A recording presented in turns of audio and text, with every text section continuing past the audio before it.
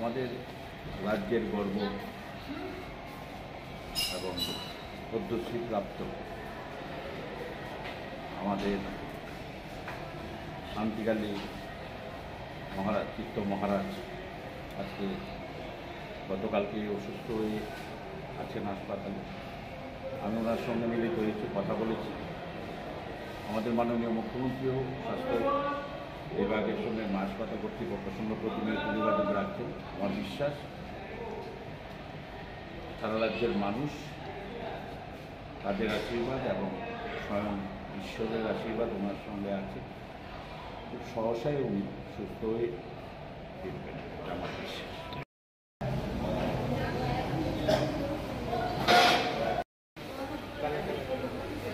আচ্ছা বেশি